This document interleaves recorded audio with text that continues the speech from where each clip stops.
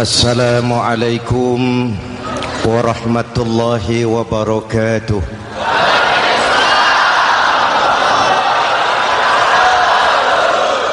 Alhamdulillahillazi ja'ala Ramadhana syahra siyami lil mu'minin. Wassalatu wassalamu ala asyrafil mursalin Sayyidina Muhammadin wa ala alihi wa sahbihi ajma'in, amma ba'du. Para ulama yang saya muliakan, para pejabat baik sipil maupun militer yang saya hormati, alhamdulillah malam ini atas izin Allah, mudah-mudahan yang kita laksanakan ini merupakan bagian dari amal ibadah kita di bulan suci Ramadan ini. Hadirin, reformasi terbesar adalah reformasi yang dilakukan oleh baginda Nabi besar Muhammad sallallahu alaihi wasallam. 23 tahun merombak satu bangsa biadab menjadi bangsa beradab, merombak umat yang terpecah belah menjadi umat yang bersatu, merombak masyarakat yang tenggelam dalam kemusyrikan menjadi umat yang bertauhid. Reformasi besar apa yang dilaksanakan oleh Rasul dan apa hubungannya dengan kita sekarang? Ini yang ingin saya sampaikan malam ini. Pertama, beliau melaksanakan reformasi akidah, membebaskan manusia dari kemusyrikan, menyelamatkan manusia dari ketergantungan kepada benda. 13 tahun beliau berjuang di kota Makkah hanya untuk menanamkan la ilaha illallah Muhammadur Rasulullah. Dari sana segalanya dimulai, meletakkan fondasi. Saya yakin tidak ada Tuhan selain Allah dengan seluruh konsekuensinya. Kalau saya yakin tidak ada Tuhan selain Allah, maka saya tidak akan menyembah kecuali hanya kepada Allah. Orang yang benar fondasinya, benar sujudnya. Jelas? Kalau saya yakin tidak ada Tuhan selain Allah, saya tidak akan minta rizki kecuali hanya kepada Allah. Orang yang benar fondasinya, jauh dari korupsi, jauh dari judi.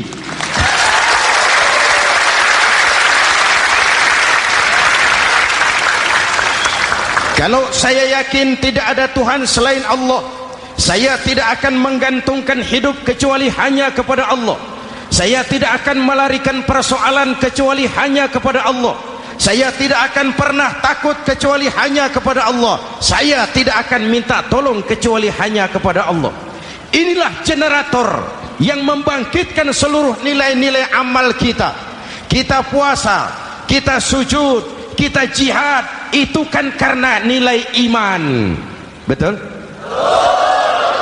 Imannya tidak kelihatan, yang kelihatan gejalanya. Mic ini berbunyi karena ada strom. Percaya apa tidak? Kelihatan stromnya?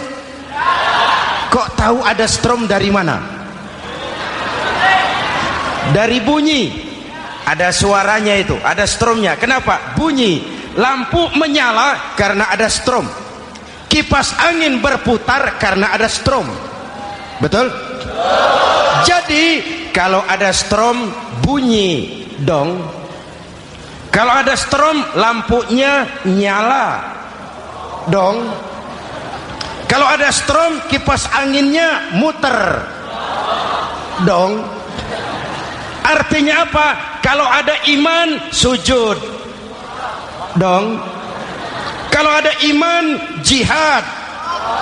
Udah dangdong.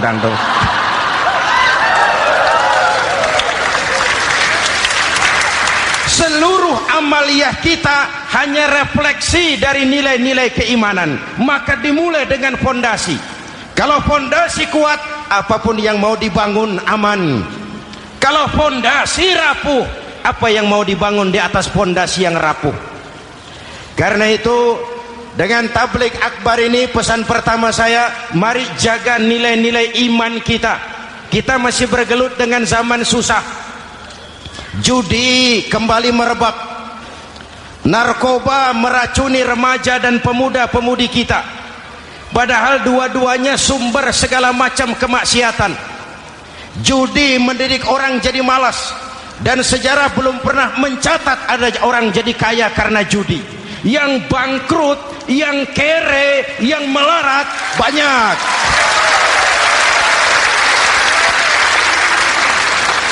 Makanya saya bersyukur di sini nggak ada yang judi.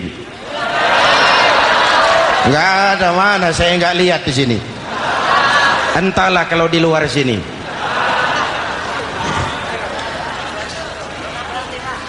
Judi itu penyakit, kalahnya bikin penasaran, menangnya bikin ketagihan. Itulah penyakitnya. Makanya lebih baik makan singkong betulan daripada makan roti mimpi.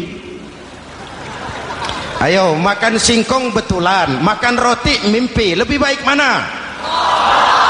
Lebih baik makan roti betulan, Mas. Maksud saya, uang 4-5 ribu rupiah itu daripada belikan togel, daripada dibelikan pakong, daripada dibelikan macam-macam undian judi, lebih baik dibelikan beras, makan sama-sama. Hadirin yang saya hormati, karena iman kita hidup, untuk iman kita berjuang, dalam iman kita ingin kembali menghadap Allah Subhanahu. Dahulu pun orang-orang tua kita berjuang memerdekakan negeri tercinta ini. Apa faktor penggerak utamanya? Iman. Imanlah yang mengajarkan orang-orang tua kita, hubbul watan minal iman. Cinta tanah air bagian daripada iman. Lah, tanah air kita kan bukan Aljazair. Tanah air kita bukan Palestina. Tanah air kita bukan Mesir. Tanah air kita mencintai Indonesia bagian daripada iman. Yang datang menjajah kebetulan kafir. Lah ini, bertemulah cinta tanah air dengan semangat jihad yang diajarkan agama. Lalu bangkitlah para ulama, bangkitlah para kiai, bangkitlah para santri, berjuang memerdekakan negara tercinta ini. Saya tanya lagi, orang-orang tua kita dahulu berjuang melawan penjajah, senjatanya apa? Bambu runcing. Jenderal mana mau taruhan? Bambu runcing merdeka melawan tank. Bambu runcing merdeka melawan meriam. Bambu runcing merdeka melawan tentara-tentara profesional yang terlatih dengan baik. Menurut logika tidak mungkin. Menurut kebiasaan tidak bisa. Menurut rasio impossible. Entoh nyatanya kita merdeka. Lalu para pendiri Indonesia dengan jujur mencantumkan dalam mukaddimah Undang-Undang Dasar Negara kita kalimat yang berbunyi, dengan berkat rahmat Allah yang Maha Kuasa. Ada tidak itu dalam pembukaan Undang-Undang Dasar? Ada apa tidak? Pokoknya biar belum pernah baca, ada gitu saja sudah, biar lancar urusan. Saya yakin kalimat ini bukan lipstick, not decoration only. Kalimat ini pengakuan moral, pengakuan batin yang sangat jujur dari para pendiri Indonesia bahwa Allah campur tangan dalam proses kemerdekaan. Kalau tidak, nggak ada ceritanya bambu runcing merdeka melawan tank.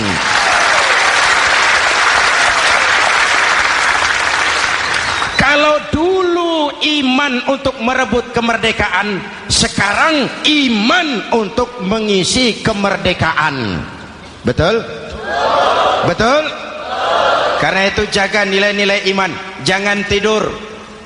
kita sudah berhasil melaksanakan pemilu, sidang umum MPR sudah digelar, pemerintahan baru sudah terbentuk.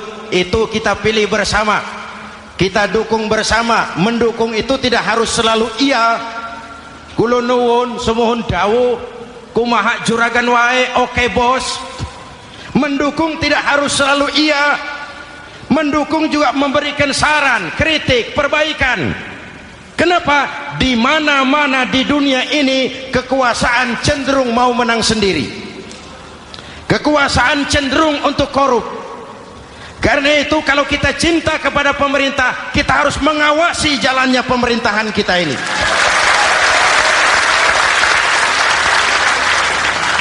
Pengalaman ketika Orde Baru berdiri, kita percaya, kita serahkan penuh, lalu kita tidur. Akhirnya kita jadi susah sendiri. Betul? Umat Islam tidak boleh jatuh dua kali di tempat yang sama. Hari ini lewat sini jatuh wajar, belum tahu barangkali. Besok lewat sini lagi jatuh lagi, goblok tenan gitu. Masa jatuh dua kali di tempat yang sama itu bagaimana? Hadirin yang saya hormati, nilai-nilai iman, intan paling mahal, mutiara paling berharga, tidak lain nilai iman. Imanlah yang menyebabkan kita gembira menyambut datangnya Ramadan, menyingsingkan lengan baju, menghamparkan sajadah, melakukan pendekatan yang intens kepada Allah. Kenapa? Kita mengerti nilai Ramadan. Tempo hari saya berikan contoh. Di tangan kanan saudara ada berlian, harganya 50 juta. Di tangan kiri saudara ada rumput seikat. Berlian dan rumput ini taruh di depan kambing. Kira-kira mana yang diambil kambing? Rumput, dasar kambing. Kambing tidak ngerti nilai berlian. Padahal kalau kambing sedikit mau pakai otak. Kalau berlian yang saya ambil, kata kambing, lalu saya bawa ke pasar, kemudian saya jual, harganya 30 juta, lalu dibelikan rumput, dapat rumput sekabupaten. Tapi kambing tidak ngerti nilai berlian. Yang kambing tahu cuma rumput. Kenapa? Hidup kambing cuma melayani perut.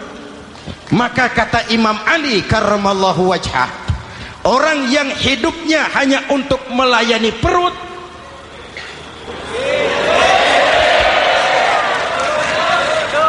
saudara yang ngomong ya, tanggung jawab. Saya kan cuma mulai, kenapa diterusin?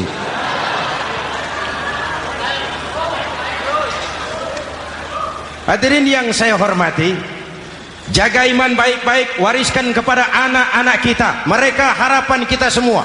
Mereka masa depan Indonesia. Akan bagaimana Republik Indonesia, bahkan akan bagaimana Islam di Republik Indonesia 20, 30, 40 tahun yang akan datang. Anak-anak kitalah jawabannya.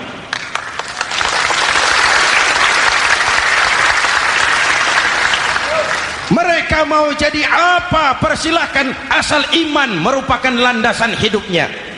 Anak-anak kita boleh jadi jenderal asal jenderal beriman, boleh jadi pejabat, pejabat beriman, jadi pengusaha, pengusaha beriman. Kalau iman landasannya aman. Jadi pengusaha, pengusaha beriman, insya Allah timbangannya tidak curang, ekonomi lancar, masyarakat tenang. Jadi petani, petani beriman, insya Allah tidak menggarap tanah yang bukan miliknya.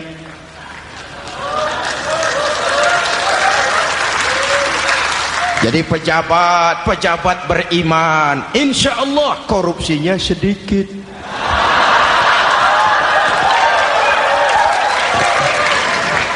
Jadi jenderal, jenderal beriman, insya Allah berjuangnya bersama ulama, bukan nangkepi ulama.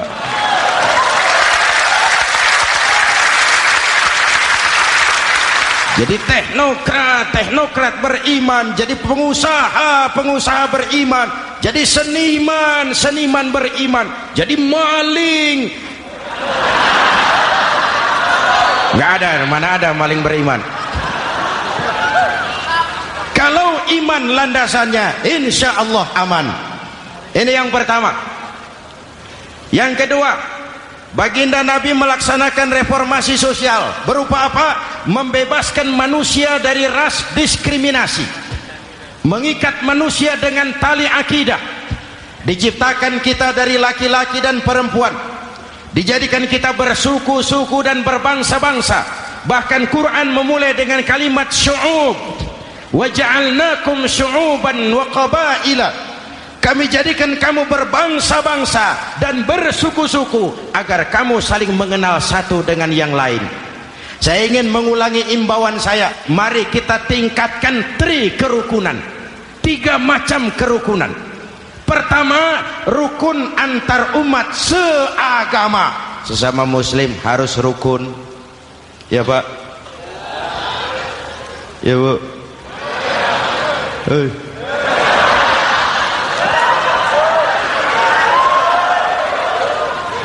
Malam ini saya tidak merasa sebagai tamu di sini. Saya hanya keluarga di tengah-tengah keluarganya.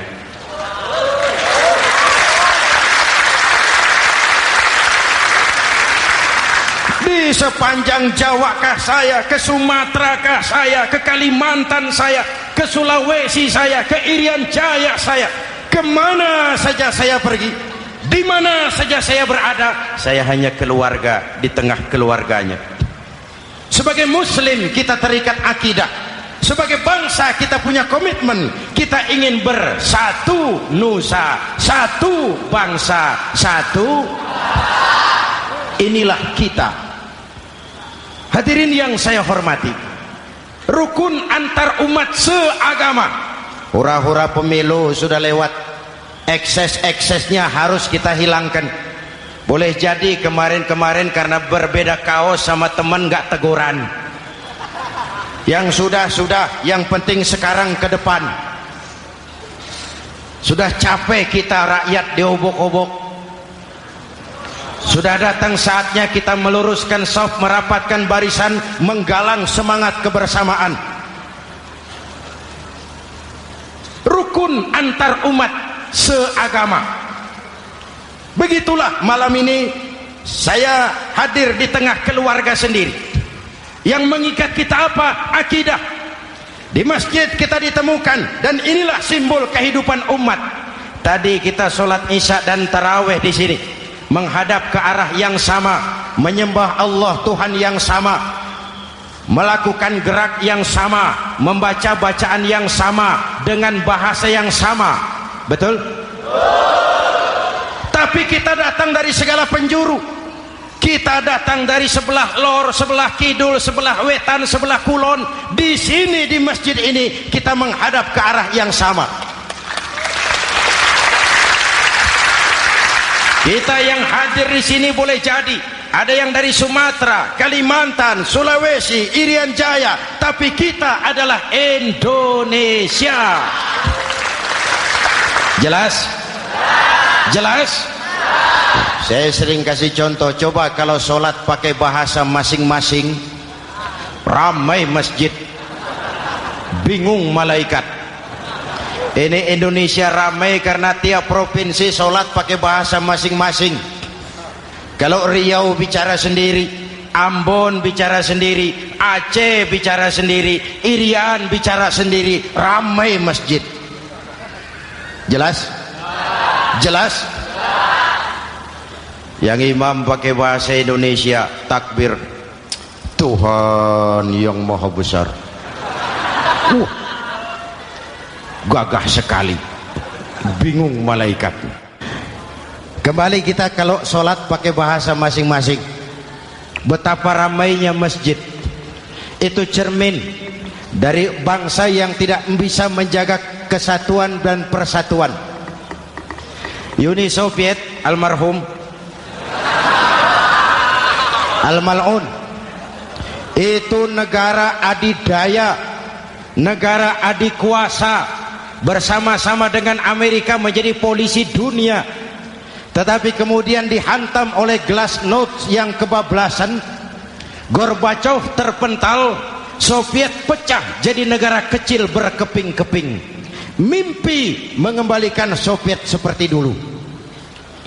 Begitulah kalau kita biarkan benih-benih disintegrasi ini terus berkembang, tidak ada lem perekat, maka kita akan pecah berkeping-keping dan kita akan jadi satu bangsa yang kecil. Oleh karena itu, yang pertama, jaga kerukunan antar umat seagama. Berbeda pendapat boleh, berpecah belah jangan. Berbeda partai oke, tapi berbeda dalam wawasan bernegara jangan. Jujur saja, saya kemarin musim pemilu itu sudah agak pesimis melihat, batin saya menjerit, ya Allah, kenapa umat jadi begini? Kenapa umat harus terkotak-kotak? Terlalu banyak partai-partai Islam waktu itu, 20 lebih. Begitu sidang umum MPR berjalan, saya mulai melihat titik optimisme. Ada yang mengkristal, di mana orang tidak lagi melihat partainya, tetapi melihat nilai-nilai imannya. Itulah yang memang utama buat kita.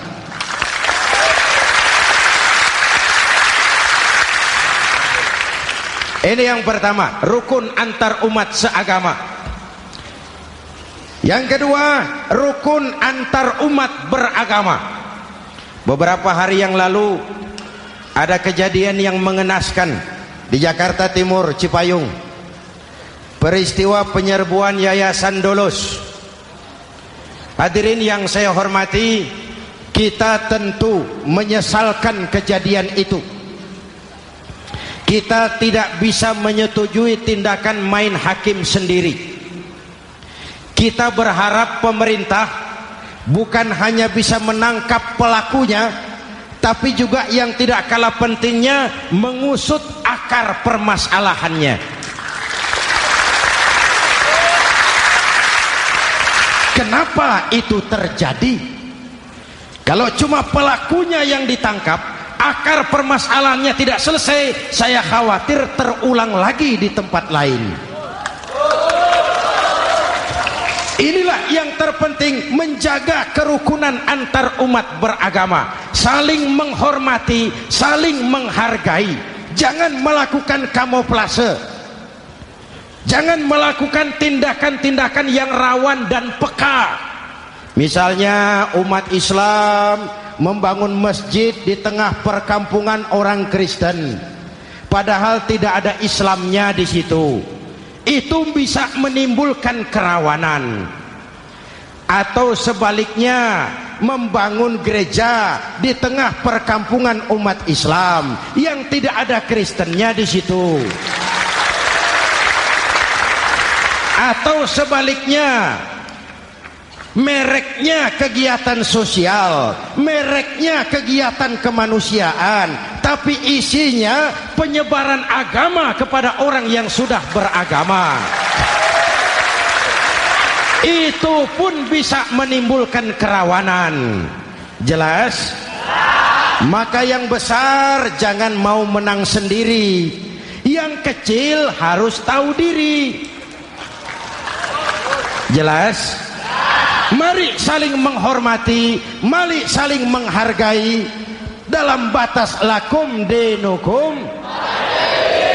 Menangkap pelakunya penting, mengusut akar permasalahannya itu pun tidak kurang pentingnya. Hadirin yang saya hormati, Islam agama toleran, baik dari prinsip ajarannya maupun dari sikap umatnya. Islam agama yang rahmatan lil alamin. Kita punya kewajiban untuk membuktikan bahwa Islam bukan merupakan ancaman. Islam adalah alternatif. Islam adalah solusi. Islam bukan ancaman. Yang hadir di sini bukan perusuh, bukan umat biang kerok. Ini umat yang cinta damai.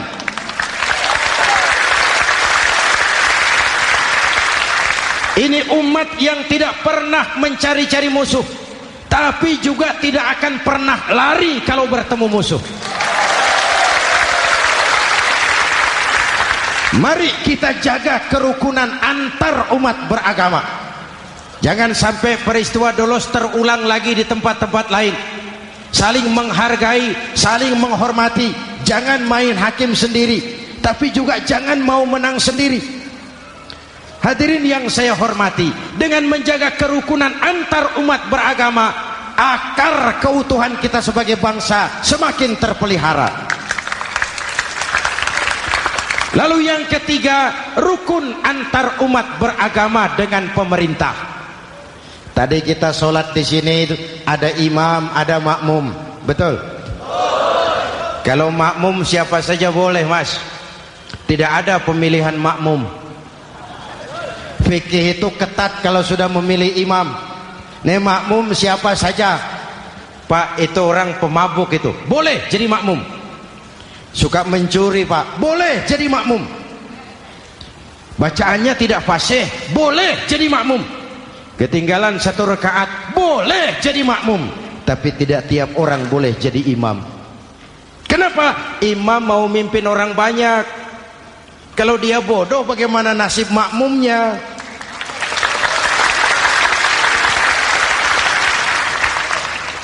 Ada karikatur di Medan, pernah kejadian anak kecil disuruh sholat sama ibunya. Nak, sholat kau. Ah, aku tak pandai sholat, mak. Si Ucok rupanya ini. Kata ibunya, sudahlah, kau ikuti saja bapakmu tuh. Apa yang bapak mau kerjakan, kau ikuti sajalah. Jadilah, mak, kalau ikut saja bisa laku. Berangkatlah anak ini kan, sholat di belakang bapaknya, jadi makmum. Sholat di balai bambu, tidak pakai tikar.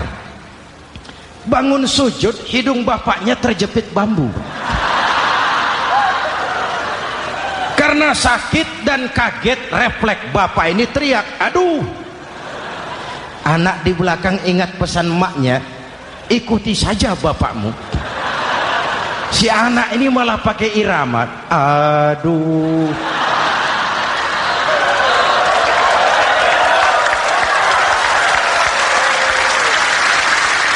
Lah, ada yang lebih gendeng lagi.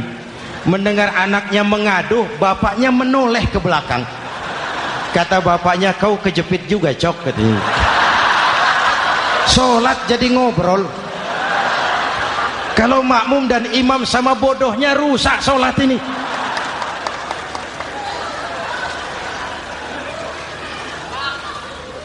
Hadirin yang saya hormati, rukun antar umat beragama dengan pemerintah, pemerintah yang legitimate, yang dihasilkan lewat proses demokrasi. Benarnya kita dukung, salahnya kita tegur, kita kritik, kita perbaiki, kita berikan saran-saran yang baik. Sekali lagi, jangan tidur. Sudah lewat masanya. Kemarin-kemarin kita menghadapi satu masa yang penuh krusial. Sudah datang saatnya kita bersama-sama bahu-membahu mengatasi kesulitan besar yang tengah kita hadapi sekarang ini. Dengan 3 kerukunan ini, insya Allah keutuhan kita sebagai bangsa akan lebih terpelihara. Ini reformasi kedua. Dalam konteks kita sekarang, menjaga semangat kebersamaan. Saya sering mempopulerkan di masyarakat kita, umat Islam bangsa Indonesia seperti 5 jari ini. Kalau kompak, apa yang tidak terpegang. Tapi kalau berpecah belah, apa yang mau dipegang? Yang ini namanya ibu jari. Umaro ini, pemerintah. Kerja apa saja kalau sudah diginikan pemerintah, lumayan. Diginikan kiamat, Mas. Legalitas. Umaro. Yang ini telunjuk, alat untuk menunjuk. Ini orang yang punya uang, orang kaya, para pengusaha, investor. Kita perlu untuk memulihkan roda perekonomian kita. Di mana-mana kalau orang sugih nunjuk, lancar urusan, Pak. Coba kita yang melarat nunjuk-nunjuk ini, nggak laku, Pak. Makanya kata orang, serba salah jadi orang susah, tapi lebih susah jadi orang serba salah. Serba salah jadi orang susah, tapi lebih susah jadi orang serba salah. Telunjuk. Yang ini jari tengah lah ini, di tengah dia, ke kanan tidak, ke kiri tidak. milik semua golongan ini, netral. Siapa ini? TNI. Siapa ini? Cendekiawan. Siapa ini? Ulama idealnya itu.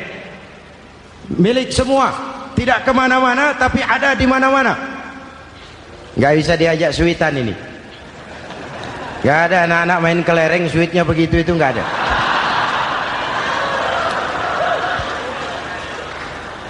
Ini jari manis, remaja, pemuda, masa muda, masa yang paling manis. Semua harapan milik pemuda. Belum pernah saya dengar ada orang pidato para kakek-kakek harapan bangsa, belum pernah. Mesti kalau sudah harapan umat, pemuda, harapan negara, pemuda, harapan agama, pemuda, harapan bangsa, pemuda, harapan pemudi. Jari manis. Yang ini kelingking, jari paling kecil ini. Ini kaum wanita ini. Perempuan. Kecil tapi mantap. Masya Allah. Ini ibu jari ini besar ini. Sweet ketemu kelingking, kalah ibu jari ini. Di mana-mana kekuasaan sering kalah sama perempuan. Siapa yang mendorong-dorong Nabi Adam memetik pohon buah khuldi? Kelingking. Kelingking. Kelingking.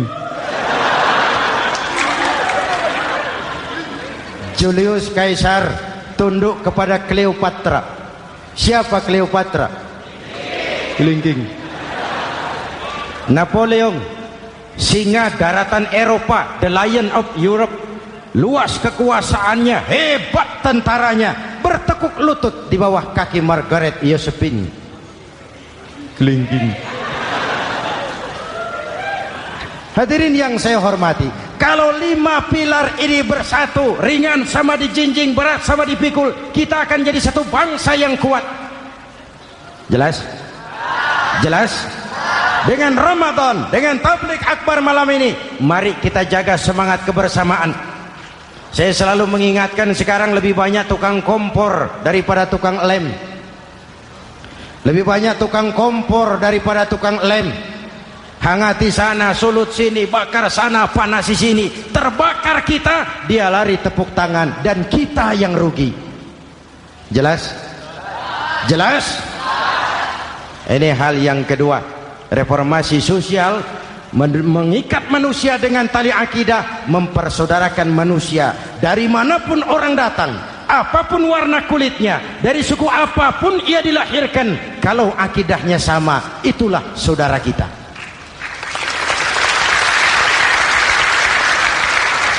Kembangkan terus kerukunan antar umat seagama, antar umat beragama, dan antar umat beragama dengan pemerintah.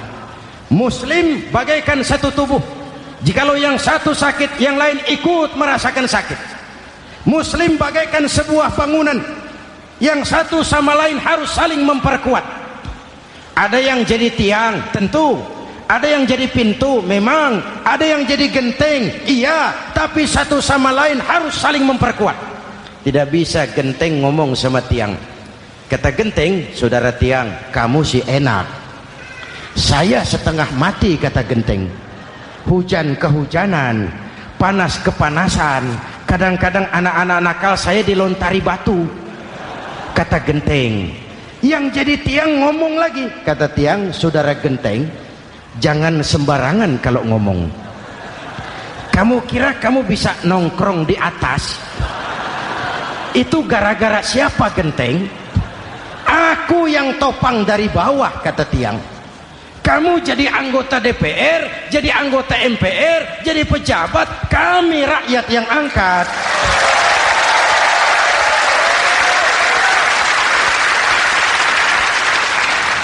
Jangan waktu di bawah rajin ngamalkan ayat kursi, dapat kursi lupa sama ayat.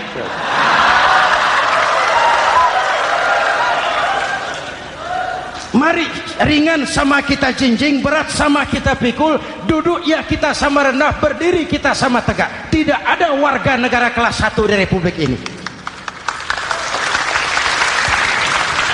Ini reformasi kedua.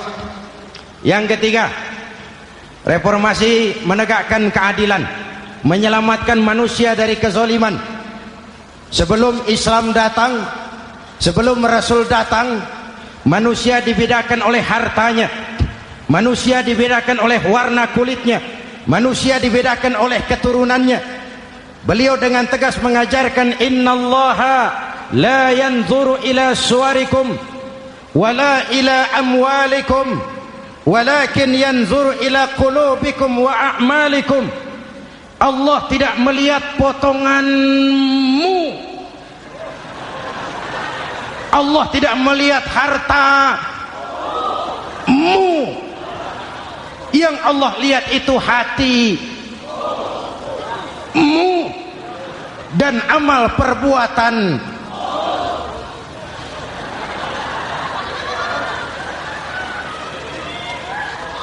Perjuangan menegakkan keadilan.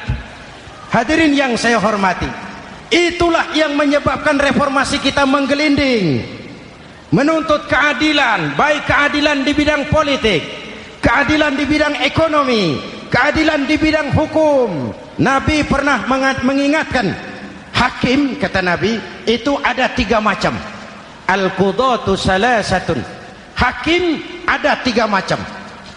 1 di surga, 2 di neraka.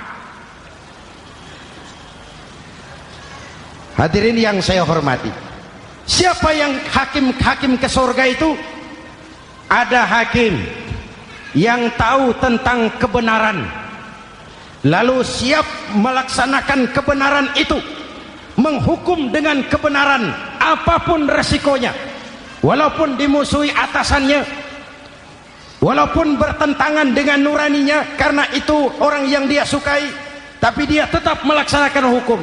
Hakim yang mengerti tentang kebenaran sesuatu lalu melaksanakan hukum dengan kebenaran itu yang akan sampai ke surga.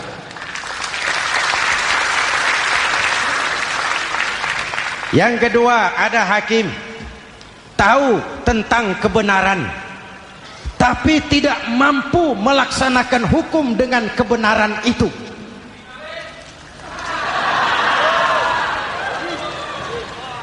Tahu sesuatu itu benar tetapi tidak punya nurani untuk membela kebenaran, mengetahui kebenaran tapi tidak berdaya untuk memperjuangkan kebenaran.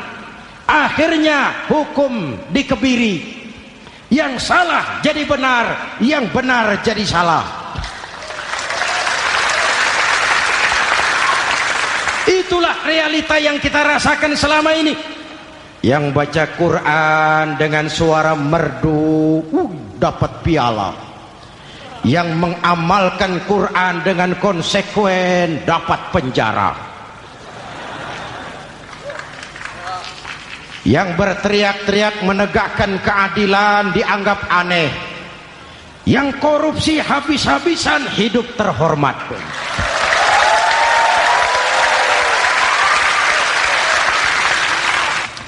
Jadi yang kedua tadi hakim yang tahu kebenaran tetapi tidak mampu melaksanakan hukum sesuai dengan kebenaran, diperkosanya kebenaran, ditekannya hati nuraninya, sehingga ini yang mengakibatkan terlukanya perasaan keadilan.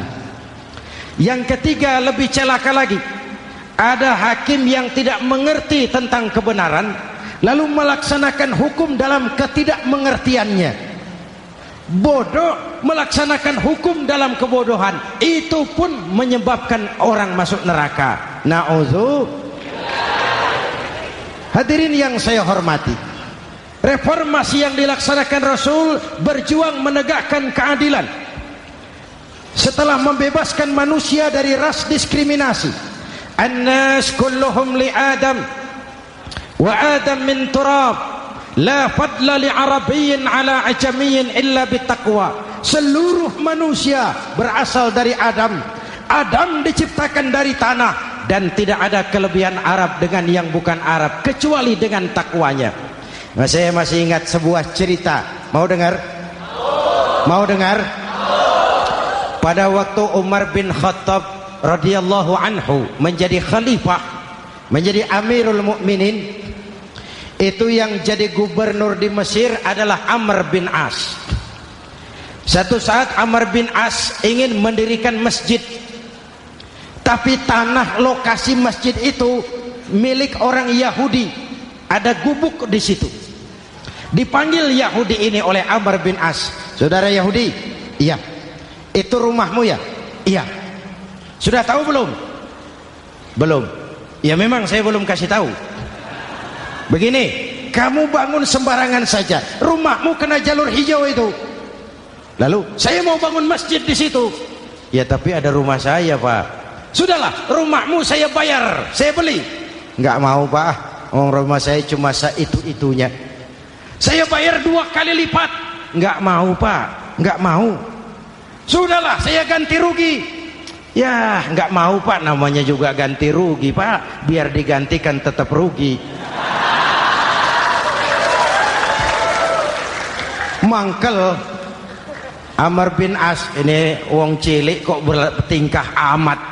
Si amat aja enggak bertingkah. Panggil Kamtib. Hei, gusur. Ditarik rumah Yahudi ini, ambrol. Menitiskan air mata si Yahudi di sudut kehidupan. Begini wong cilik ini sudah jatuh tertimpa tangga. Rumah cuma sak gubuk-gubuknya diderek oleh petugas. Pikir-pikir Amr bin As kan cuma gubernur, di atasnya kan masih ada khalifah Umar bin Khattab. Saya mau lapor ke pusat. Berangkat Yahudi ini dari Mesir menuju Madinah, berhari-hari berjalan, sambil jalan sambil berpikir, ini nanti kalau saya laporan kepada khalifah, apa pengaduan saya diterima? Wong saya rakyat kecil, lagian Yahudi, sementara yang menggusur saya ini gubernurnya sendiri. Terus dia berjalan sampai di kota Madinah. Lewat tengah hari dia mulai cari-cari. Ada orang, ketemu orang sedang tidur di bawah pohon kurma. Selamat siang, Pak. Siang. Saya mau numpang tanya, Pak. Tanya apa? Bapak tahu Khalifah Umar bin Khattab? Tahu. Istananya di mana, Pak? Istananya di atas lumpur. Di atas lumpur? Iya. Pakaian kebesarannya apa, Pak? Sutra? Bukan. Pakaian kebesarannya malu dan takwa. Pengawalnya banyak, Pak? Banyak. Berapa peleton? Pengawalnya yatim, orang jompo, kelompok mustadafin, orang-orang lemah, janda-janda tua.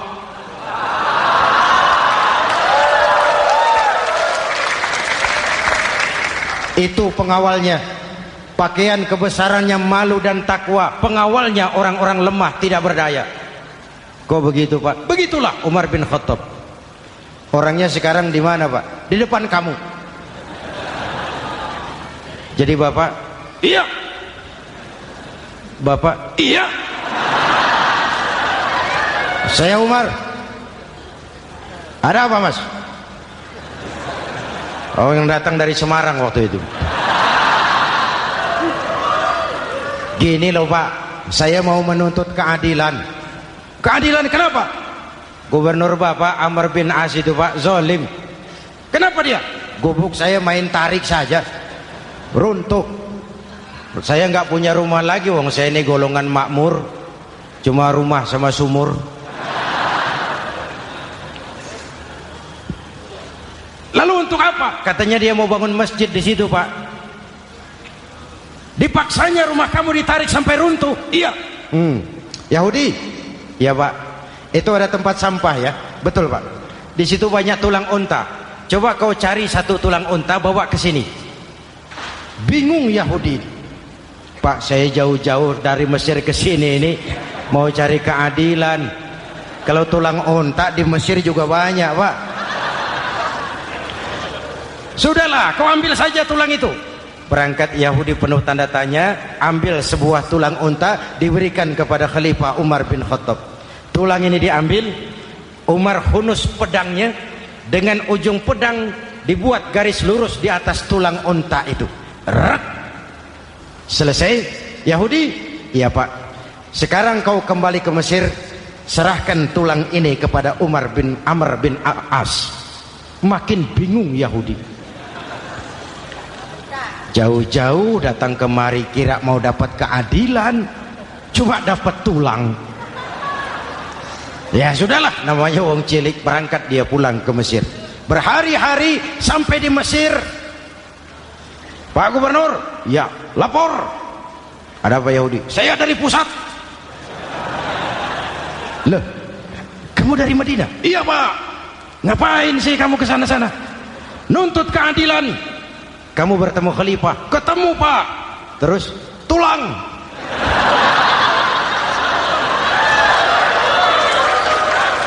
Ini loh Pak, salam dari beliau, tulang. Apa maksudnya? Aku nggak ngerti lah itu Pak. Yes, go Rene. Diambil tulang itu. Amr bin As melihat ada garis lurus dengan ujung pedang, gemetar badannya, keringat bercucuran. Kepala proyek dipanggil.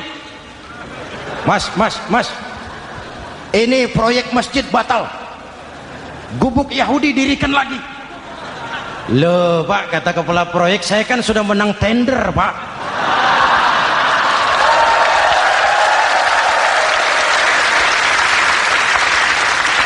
Wes, nggak ada urusan, sampean mau menang mau kalah tender, proyek batal. Itu gubuknya Yahudi dirikan lagi. Yahudi makin bingung. Ada gubernur dapat tulang gemeter.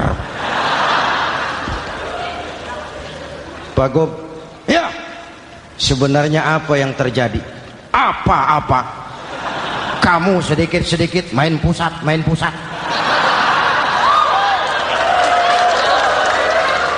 Yang ngomong dulu toh. Ya kan awalnya saya sudah ngomong Pak, tapi gubuk saya tetap ditarik. Percuma ya saya ke pusat Pak. Saya dapat teguran keras dari Khalifah. Tahu kau apa artinya ini? Seolah beliau berkata, "Hai Amr bin As, jangan mentang-mentang sedang berkuasa kau bertindak seenakmu. Berlaku lurus dan adillah kamu seperti lurusnya garis di atas tulang ini."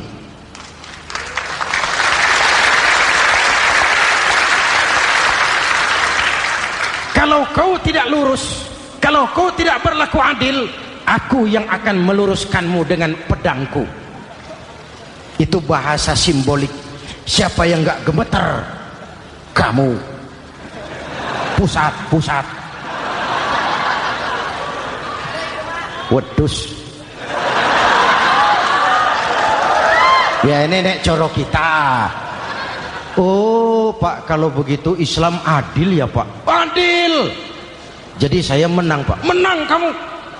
Padahal saya Yahudi. Tapi menang ya? Menang. Pak sudahlah kalau begitu Pak. Bagaimana? Itu gubuk saya ambil saja Pak. Tanah-tanahnya sak gubuk-gubuknya Bapak ambil. Silahkan kalau mau dibangun masjid. Tidak cuma sekedar itu Pak. Mulai hari ini Bapak dengarkan, asyhadu an la ilaha illallah wa asyhadu anna muhammadar rasulullah.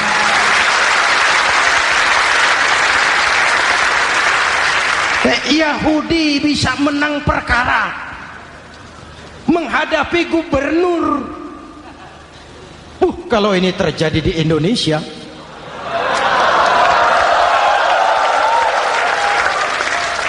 amin. Oke, lalu siapa pemimpin adil itu? Setiap kita kan pemimpin. Presiden pemimpin di negaranya, gubernur pemimpin di provinsinya, bupati pemimpin di kabupatennya, Pak Camat pemimpin kecamatannya, Pak Lurah pemimpin di kelurahannya, suami pemimpin di rumah tangganya, anak muda pemimpin bagi dirinya. Dan setiap kita akan dimintakan tanggung jawab. Anak muda pemimpin buat dirinya, nanti diminta tanggung jawab. Kakimu kau bawa jalan kemana? Tanganmu ngambil apa? Lidahmu bicara apa? Matamu menteleng. Apa yang dilihat? Seluruhnya akan dimintakan pertanggungan jawab. Marilah kita jadi orang yang adil kepada diri, kepada keluarga, dan akhirnya kepada masyarakat, bangsa dan negara. Hadirin yang saya hormati, satu ayat yang sering dibaca pada akhir khutbah khatib Jumat, innallaha ya'muru bil adli wal ihsan. Allah memerintahkan kamu berlaku adil dan berbuat ihsan. Tidak sekadar adil tapi ihsan. Ihsan nilainya lebih tinggi dari adil. Contoh, nak, tolong taruh telur itu di pinggir meja. Anak yang adil apa adanya, ditaruh telur di pinggir meja. Anak yang ihsan lain. Lah iya, perintahnya sih di pinggir meja, tapi kalau pas di pinggir meja kan jatuh ke bawah, ke tengah sedikit. Ini ihsan. Oleh karena itu, mari, perjuangan menegakkan keadilan masih panjang. Jalannya tidak lurus bertabur bunga, menanjak menurun, banyak onak dan duri. Namun seperti yang dikatakan seorang tokoh, masih Napoleon, kalau ada 1000 orang penegak keadilan, saya satu dari yang 1000 itu. Kalau ada 100 penegak keadilan, saya juga satu dari yang 100 itu. Kalau ada 10 orang menegakkan keadilan, saya juga satu dari yang 10 itu. Kalau hanya 1 orang yang menegakkan keadilan, maka sayalah yang 1 itu. Tetap konsisten berjuang menegakkan keadilan, walaupun besok langit akan runtuh, walaupun besok akan kiamat, keadilan tetap harus ditegakkan.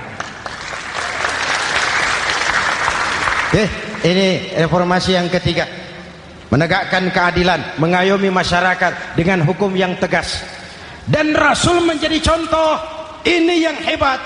Misalnya beliau berkata, wallazi nafsi biyadihi law anna Fatimah binti Muhammadin sarqat laqata'a Muhammadun yadaha. Demi Allah, andai kata Fatimah putri Muhammad mencuri, jangan orang lain, Muhammad sendiri yang akan memotong tangannya. Hukum berwibawa, masyarakat terlindungi. Kenapa? Nabi jadi contoh. Jelas? Beliau mengajarkan orang beramal. Kepada putrinya beliau mengatakan apa? I'mali ya Fatimah, i'mali fa inni la ughni anki minallahi syai'a. Fatimah, beramal kau. Fatimah, beramal kau. Fatimah, solat kau. Fatimah, puasa kau. Fatimah, zakat kau. Fatimah, haji kau. Kalau kau tidak beramal Fatimah, aku ayahmu Rasulullah tidak akan sanggup membelamu di akhirat nanti. Ini keadilan. Tidak mentang-mentang putri kesayangan Nabi lalu sudah Fatimah kamu nggak sholat nggak apa-apa, nanti di akhirat ada papi.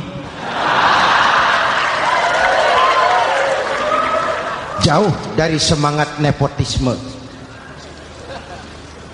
Putri beliau sendiri ditekankan, i'mali ya Fatimah fa inni la ughni anki minallahi syai'a. Beramal kau Fatimah, kalau kau tidak beramal, aku ayahmu tidak akan sanggup membela kamu di akhirat nanti. Inilah inti dari nilai keadilan.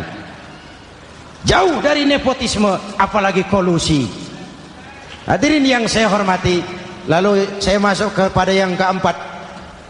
Reformasi keempat yang dilaksanakan oleh baginda Rasul, menyelamatkan manusia dari gaya hidup sekuler, menyelamatkan manusia dari gaya hidup materialis, mengajarkan keseimbangan. Ada hidup sesudah mati, ada akhirat sesudah dunia. Betul? Betul? Kalau saja tidak ada hidup sesudah mati, kalau saja tidak ada akhirat sesudah dunia, persilahkan hiduplah saenae, nek perlu saenae udelmu dewe. Sayang. Ada hidup sesudah mati, ada akhirat sesudah dunia. Ini semua calon-calon jenazah.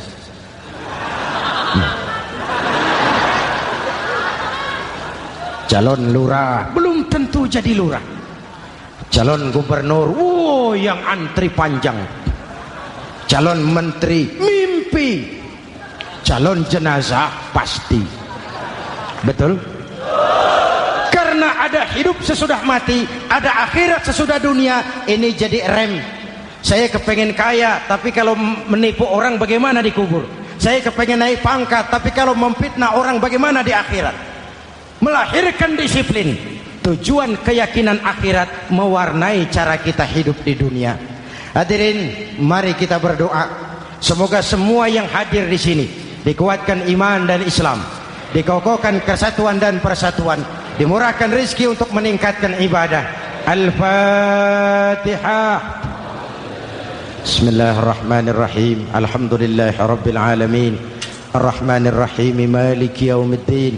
Iyyaka na'budu wa iyyaka nasta'in. Ihdinas siratal mustaqim. Siratal ladzina an'amta 'alaihim ghairil maghdubi 'alaihim waladdallin. Amin. Nanti di akhir doa sama-sama kita kumandangkan kalimat tauhid. Bismillahirrahmanirrahim. Amin. Alhamdulillahirabbil alamin. Allahumma salli wa sallim mubarak ala sayyidina Muhammadin wa ala alihi wa sahbihi ajma'in. Allahumma rabbana taqabbal minna salatana wa siyamana wa qiyamana wa takhashu'ana wa ta'abbudana wa tammim taksirana ya arhamar rahimin. Allahumma ja'alna minas su'ada'il maqbulin wa la taj'alna minal ashqiya'il mardudin. Ya Allah, dengan sepenuh perasaan dan pengharapan, dengan segala kerendahan dan kelemahan, kami bermohon kehadirat-Mu. Tautkan hati kami bangsa Indonesia, satukan langkah kami untuk menata hari esok yang lebih baik. Karuniakan kami pemimpin-pemimpin yang takut kepadamu dan sayang kepada kami. Berikan mereka kekuatan zahir dan batin untuk membawa kami rakyat dan bangsa Indonesia keluar dari kesulitan besar ini menuju masyarakat yang adil dalam kemakmuran dan makmur dalam keadilan di bawah naungan ridha-Mu. Ya Allah, selamatkan kami dari perpecahan, selamatkan kami dari pertikaian, selamatkan kami dari bahaya kemunkaran dan kezaliman. Rabbana hab lana min azwajina wa dhurriyyatina qurrata a'yun waj'alna lil muttaqina imama. Afdalu ma qultuhu ana wan nabiyyuna min qabli. La ilaha illallah.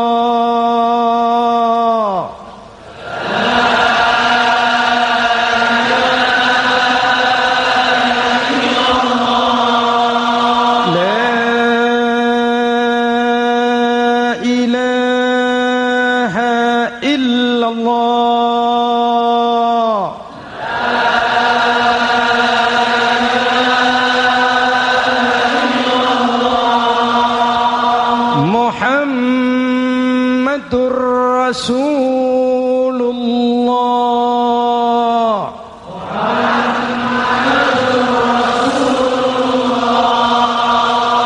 Amin. Sallallahu alaihi wa alihi wa sallam. Kalimatu haqqin 'alaiha nahya wa 'alaiha namut wa 'alaiha nub'atsu insyaallah minal aminin. Rabbana atina fid dunya hasanah wa fil akhirati hasanah wa qina adzabannar. Wa akhiru da'wana anil hamdulillahi rabbil alamin.